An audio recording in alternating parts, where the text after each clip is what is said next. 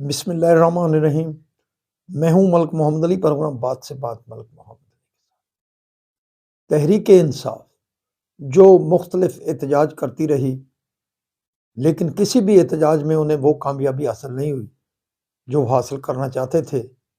लेकिन अब एक नया ट्रेंड शुरू कर दिया गया है सूबाई असबियत के हवाले से, और हम समझ रहे हैं कि ये बहुत अफसोसनाक पहलू है। और अली अमीन गंडापुर और असद कैसर तो खुलकर इस बारे में इजहार कर रहे हैं कि पाकिस्तान के अंदर नए सिरे से सूबाई असबियत का कोई बीज बोया जा रहा है। आज के प्रोग्राम में हम इसी मौजू पर बात करेंगे। और प्यारे दोस्तों, जिन दोस्तों ने अभी तक हमारे चैनल को सब्सक्राइब नहीं किया, बराए मेहरबानी वो हमारे चैनल को सब्सक्राइब भी करें, लाइक भी करें और शेयर भी करें। और हम बात कर रहे हैं सूबाई असबियत की।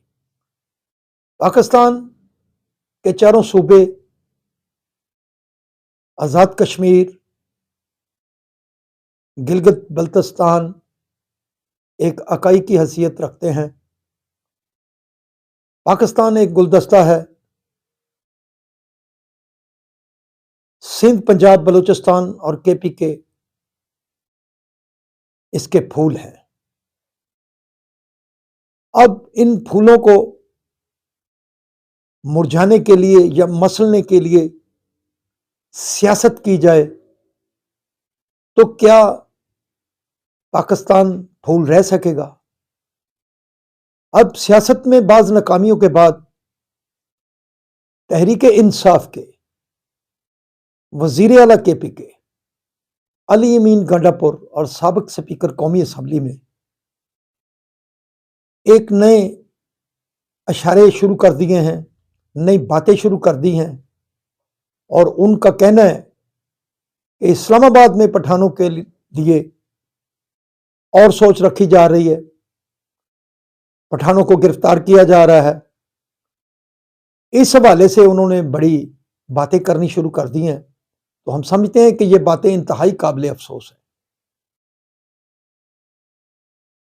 सिंधी हो, पंजाबी हो, पठान हो या बलोची, ये सब पाकिस्तान की इकाई है और सबको बराबर के हकूक हासिल है।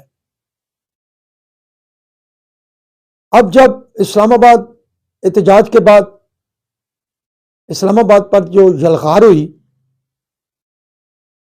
इसमें जो कारकुन लाए गए वो केपी के से लाए गए, केपी के से ही लोग लाए जा रहे हैं। तो हुकूमत बार बार कहती रही कि जो रेड जोन में आएगा या डी चौक की तरफ आएगा उन्हें गिरफ्तार कर लिया जाएगा। अब जो वहां आए, माहौल पैदा हुआ, वो गिरफ्तार हो गए। तो फिर सवाल यह पैदा होता है कि असद कैसर वहां क्यों नहीं आए? दिगर जो रहनुमा थे तहरीक इंसाफ के, जो एमएनए हैं, एमपीएस हैं, केपी के से भी हैं, पंजाब से भी हैं, वो हुकूमती मराद को एंजॉय कर रहे हैं और एहतजाज के लिए कारकुनान को आगे कर देते हैं।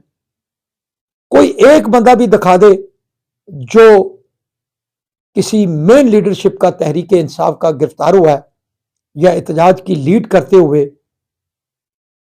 उसे चोट लगी हो या वो गिरफ्तार हुआ, बता दे तहरीक इंसाफ। अपनी सियासी कुव्वत को आजमाते हुए कारकुनान को आगे लाते हैं, खुद गायब हो जाते हैं। और अब नया शोर मचाना शुरू कर दिया पाकिस्तान को खराब करने के लिए। अब कहा जा रहा है कि इस्लामाबाद में पठानों के लिए और रवैया अख्तियार किया जा रहा है। बहरहाल इन सियासतदानों को सोचना चाहिए, सियासत को सियासत तक रहने दें। पाकिस्तान के अंदर सूबाई असबियत के बीज मत बोए। पठान, बलोच, सिंधी, पंजाबी सब भाई हैं। इनको आपस में लड़ाने की कुछ चालें ना चले। पूरी कौम देख रही है, इनके रवैयों को देख रही है। पूरी कौम अब इस हरबों को नाकाम बनाएगी। हम तो इस मौका पर पीपल्स पार्टी की क़यादत की तारीफ करेंगे कि जब मोहतरमा बेनजीर भुट्टो रावलपिंडी लियाकत बाग में शहीद हुई तो सिंध के अंदर, बल्कि पूरे पाकिस्तान के अंदर एक बहुत एहतजाज उठा। लेकिन आसिफ अली जरदारी ने पाकिस्तान खपे का यह नारा लगाकर पीपल्स पार्टी ने पाकिस्तान की बात की। तहरीक इंसाफ की क़यादत अपने रवैयों पर गौर करे, सियासत को सियासत तक रहने दें, सूबाई असबियत का बीज बोने की कोशिश ना करें। सलाम पाकिस्तान, सलाम ओवरसीज़, अल्लाह हाफ़िज़।